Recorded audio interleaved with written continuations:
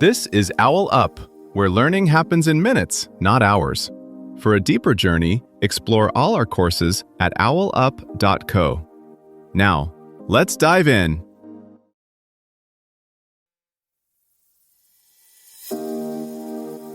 Welcome to Chapter 1 of our series, Debt, Friend or Foe?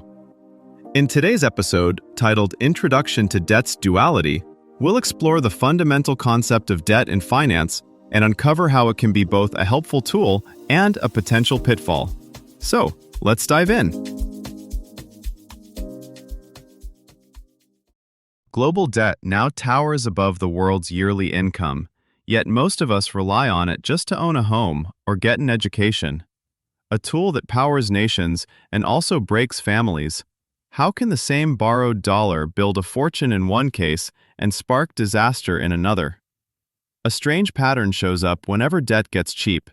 People, companies, and even governments start treating tomorrow's income as if it's already in their pockets today. Ultra-low interest rates in the 2010s fueled everything from soaring housing markets to tech startups burning cash in pursuit of growth. When money felt free, caution felt old-fashioned. Then rates surged.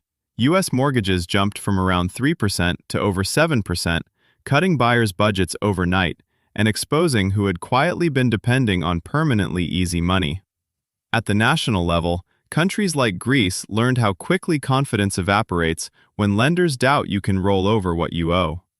In markets, heavily indebted firms lagged as borrowing costs climbed, while stronger balance sheets suddenly looked wise, not boring. Debt didn't change, conditions around it did, revealing how fragile some success really was. Zoom in from the global picture to a single decision, signing your name on a loan. That signature quietly links your future paychecks or a company's future cash flows to promises made today. Whether that link becomes a springboard or a trap depends on one hard number. Does what you earn on that borrowed money reliably exceed what it costs you? Households feel this when a promotion makes a fixed mortgage easier or a layoff suddenly makes the same payment unbearable. Firms feel it when an expansion pays off or when higher rates turn yesterday's cheap loan into today's profit drain. At every level, household, company, government, the same quiet calculation sits in the background. What does this borrowing let me do that I couldn't do otherwise, and how reliably will it pay for itself?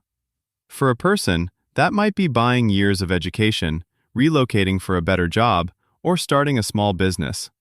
The payoff isn't guaranteed, but it is at least measurable. Higher expected income, lower long-run rent, or a new revenue stream. That's fundamentally different from running up a card for lifestyle upgrades that fade while the bill remains. Both transactions increase what you owe. Only one increases what you can earn. Firms make a similar trade-off. Taking on obligations to build a factory, acquire a competitor, or develop a product line can raise future cash flows far more than the added interest. That's when leverage works like a force multiplier. Shareholders keep the upside after lenders are paid. But the same structure turns ruthless when revenue slows or conditions tighten. With obligations fixed and income variable, a mild downturn can wipe out equity long before obligations stop coming due. Public borrowing adds another layer. Governments don't just chase profit, they finance infrastructure, health, and security. Borrowing to build a port that boosts trade, or a power grid that cuts outages, can enlarge the tax base later. Borrowing simply to roll old obligations, or to cover persistent gaps between spending and tax revenue without reforms, gradually narrows room to maneuver. As more of each tax dollar goes to bondholders, less is left for everything else. Across all three, timing and flexibility matter as much as size. When payments are far in the future, linked to stable income, and denominated in a currency you control, the same obligation is far less dangerous than one due soon, in cash, to a nervous lender. And when you keep some buffer, savings, unused credit lines, assets that can be sold without destroying the core operation, you gain the option to adapt before others decide for you. In practice, good use tends to share three traits. It builds or protects productive capacity, It's sized for pessimistic scenarios rather than optimistic ones, and it leaves the borrower with meaningful choices if the world turns. Think of three friends facing the same crossroads: stay put or stretch with a loan. The first uses a small business line of credit to buy inventory only after confirming pre-orders. Revenue arrives within weeks, interest is trivial, and the limit can be cut back if demand cools. Here, borrowing is tied to a short, visible path from cash going out to cash coming back. The second friend layers personal loans on top of a car note to fund networking trips that might lead to opportunities someday. There's no clear metric for payoff, only a hope that future income rises fast enough to outrun the mounting obligations. The third is a founder who raises debt instead of equity to avoid dilution. While sales grow, it feels clever.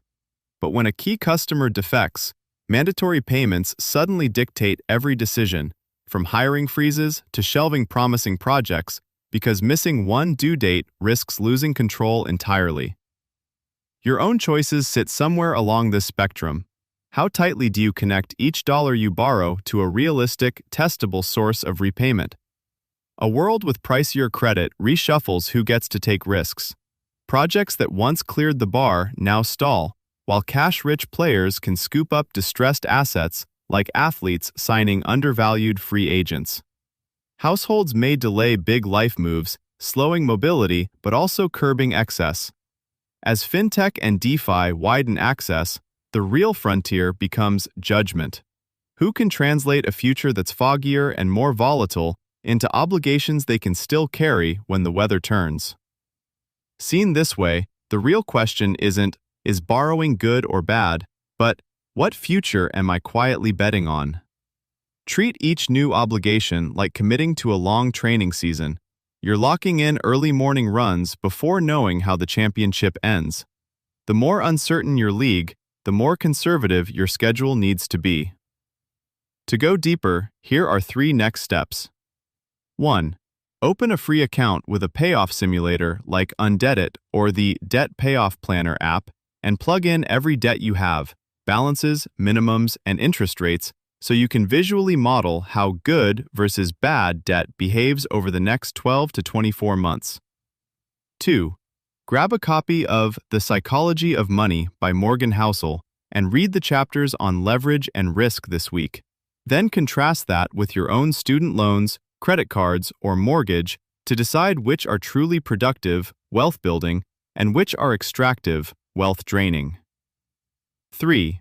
Visit your bank or brokerage's website today and compare the interest rate on your highest interest debt to the expected return of a simple low-cost index fund like VTI or VOO.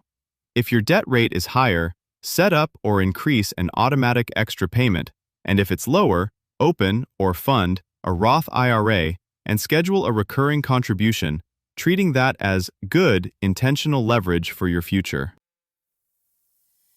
This was OwlUp, your daily step forward. To keep learning with structured courses and more insights, go to owlup.co. Until tomorrow.